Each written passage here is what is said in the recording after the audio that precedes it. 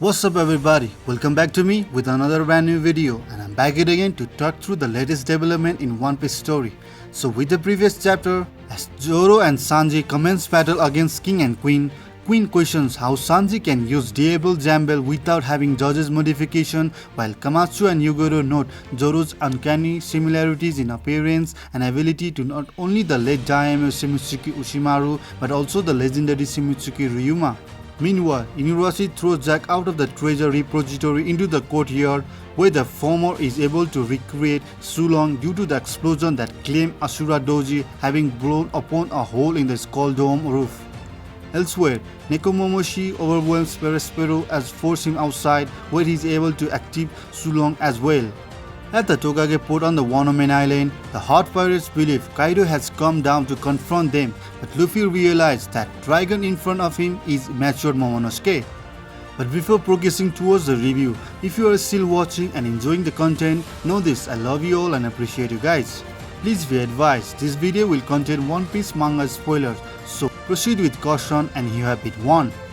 And with this latest chapter, we've got an amazing color spread. The color spread is the second part of the 3-part poster featuring the highest ranking character from the 7th popularity poll. As such, some characters are only partly shown like Doflamingo, Maria on the left and Sabo, Hawkins and Rayleigh on the right. And also, Pokemon Melton can be seen on the kid's arm, possibly referencing the scene from the chapter 980. The chapter itself is called Nobody Important, which is just like the most ironic title ever, and I love it. And when the chapter starts, it's getting more crazier, so please hear me out. The chapter starts with Usopp giving us quite the performance, where he seems of exhaling Conqueror's Haki affecting a lot of men. But we've come to know that he is only taking advantage of Big Mom's Conqueror's Haki, who is fighting next floor to him and saying that it can't be helped. It's natural for the man with the weak resolve to crumble before him. But who knows, perhaps Usopp will also turn out to have a Conqueror's Haki because his dad is definitely one of the legendary pirates, so it isn't out of possibility. Perhaps one day Usopp will make everything he pretended to be reality, and this is character's arc. And he keeps on saying that he took down the 2 Flying Six member and called himself Usochi the Beast Hunter. And on the top of that, he is riding on the top of a crocodile smile, and people respond to his and they freak out, and Usopp offers them to a chance to join him before he wipes them out. And we know from the speed that Conqueror's Haki present in that mere echo of the Big Moms who's fighting on this floor. The Straw Hats start communicating with each other through snails. They are wondering what happened to Luffy but can't get a hold of him. The last update they got was when Momo assured him that Luffy was alright. And Franky says that no news is probably good news, and he's right. A bunch of enemy are trying to get to the life floor and they gotta defend it so that Zoro and Sanji can take All Star on in peace. As Franky lets them know what they gotta do, and Law's men insists that Franky can't get them order because they are in equal alliance, as if that's at all relevant in the midst of battle. Meantime, on the 3rd floor, there are out of control flames, so everyone is trying to escape to the life floor, and we see Brook carrying Robin to the safety. And now that we know that Black Maria's bounty is 480 million berries, I have even more appreciation for how impressive Robin's victory was. We even get to see Jinbe, whom Brook calls to ask for assistance. Of course, Jinbe isn't satisfied with just helping by taking out who's who, and he's already wondering what Kaidou is up to in this chapter. We are getting a lot of short moments above the update position for our characters. Kawamatsu is also shown as the samurai's standard ground to keep the enemy from interfering with the Zoro and Sanji's battle. And the panel shifted to the fight against Kaidou and Yamato. Yamato is clearly on the defensive while Kaidou looks like he's enjoying himself, launching attacks like Thunderous Arrow and blocked by Yamato. Yamato is out of breath and finally saying Kaidou is trying to kill her. This means that although Kaidou fought with her in the past, he was always holding back, but now it's different, and that makes sense, because there is a big war going on. Yamato can really be surprised by Kaidou's action here, especially since she's the one who insists on fighting Kaidou. Obviously seems like a horrific father for what we have heard so far, but here's a Yonko, he's been a very lenient to the Yamato as someone who's repeatedly challenging him over and over again for the 2 decades. Kaidou says that this isn't the family squabble anymore. Yamato should have been prepared for the war, and carrying Oden's name comes with a heavy burden. Of course, Kaidou is not playing around anymore and a lot of what he's saying makes sense in the mid of war. You can't go around calling yourself by the name of a Yonko enemy and challenge him and expect him to go easy on you. You gotta remember that Kaidou isn't just Yamato's dad, he's also the leader in the one of the biggest war that is happening right now. And the things get more interesting in this chapter when we get a flashback where the Oni princess aka Yamato has been thrown in the non-stop trauma for the week saying she is Oden. There must be some cause going on for Kaidou. As an injured kid, Yamato asks for her daddy to let her out of the chain, while also insisting that she is Kozuki Oden. As Kaidou finds out she's knocked out the people around her and he deduces that she too has a conqueror's haki. Yamato is hungry and begs for the food, while Kaidou is thinking that if she insists on calling herself Oden, it would be better if she died, and this astounded her. He puts Yamato in a cave and gives her a month to cool off and consider things. He puts her in a cave with so-called a wild samurai. She cries as Kaidou leaves her in the cave. Kaidou also says that this would apply to the samurai present in that cave, saying he would like to have Wano's greatest swordman serving under him. Kaidou says that it's been a day since the samurai have eaten, so he'll leave them a portion of the food, expecting them to fight over like a dogs. He even gives them the samurai sword to use.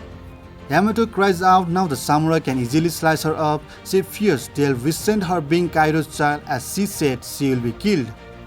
Kaidou turns around and coldly mocks her, saying that I thought you were Oden.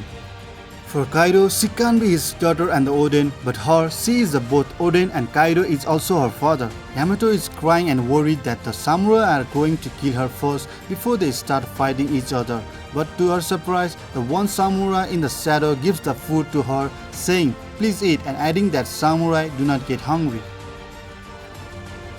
Their action probably only solidified her resolve and she cries as she eats and thinks samurai are amazing because they never get hungry. Rather than knowing they are just well disciplined even though they are feeling pain like anyone else who looks like Zoro. And it's mostly like Ushimaru Shimotsuki or Zoro's dad or at least a relative. That smile with his face tilted upward just like Zoro would do and says it off, you were born into quite the family, weren't you? She thanks the samurai saying that she will remember this bowl for the rest of her life. Yamato also asks if she can become a samurai even she gets hungry. And Ushimaru cuts her chain off and he comments that she wants to be Oden, right? Yamato asks Ushimaru if he was a friend with Oden and who's the samurai are. But Ushimaru replies, how is disgraced samurai meant to introduce himself? I'm nobody important. There's such a nothing happened vibe to the statement, and statement that samurai never gets hungry moment gave me the chills of awesomeness.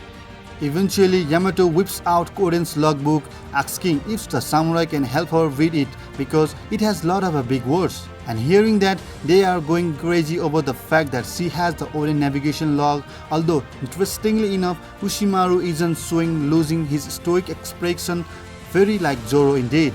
After 10 days, the samurai started wondering if Kaidou would really leave his child to die, remarking that if they skip up, she's not going to see the battle that Oden predicted in 20 years. But she shows that when the time comes, she'll fight for the Wano, which is happening right now in the present time, then she'll go to the sea and get much more stronger. And this is cool for the multiple reason, a mythical Zoan user joining the Straw Hats as many of us hope. And the second, by her extension, the rest of the Straw Hats will keep getting much more stronger after the Battle of Wano. Then Samurai decided that they'll contribute to the future by saving her since 20 years is too long way for their generation to wait. We even see Ushimaru carrying two swords rather than just one another. We saw that Ryuma used one sword, Ushimaru here added one, so he has two and Zoro added the third one. So you get a really cool progression here, and they say about that third one being the charm. Nevertheless, Ushimaru breaks through the giant boulder. The samurai agree that they can't sit there and starve like stray dogs and they won't go down fighting. Back to the fight in the present timeline, Yamato says, what right did Kaidou have to steal her freedom and Wano's freedom? While Kaidou, the more mature one at 59 years old, says, there are no easy answers in this world, adding that she's an immature brat. We see a clash of black lightning between the two conquerors Haki user and the two mythical Zoan users, and full support to the Yamato for doing so well for so long. I don't think anyone expect her to win, but she's been amazing thus so far and definitely played a very important role in dealing Kaidou up until now. And Luffy and Momo should be there in any second at this point. So another epic chapter of the One Piece ends here. What do you guys think about the latest chapter of the One Piece and the review? Please let me know in the comment section down below, which will for sure help me in the future uploads. So that is it for this chapter. As always, thank you so much for watching, and if you like our anime theories and reviews and you want us to keep it going, just leave a like and comment, which will for sure help me in the channel's algorithm. And if you guys are new to this channel and haven't subscribed it yet, make this the video that you subscribe and hit that notification bell to turn on notification. We just upload every day and we love to have you in our conversation. If there are any specific topics you are burning up to see, let me know in the comments, and while you wait for me to make that video, feel free to check out my growing playlist. Thanks again, and until next time, peace.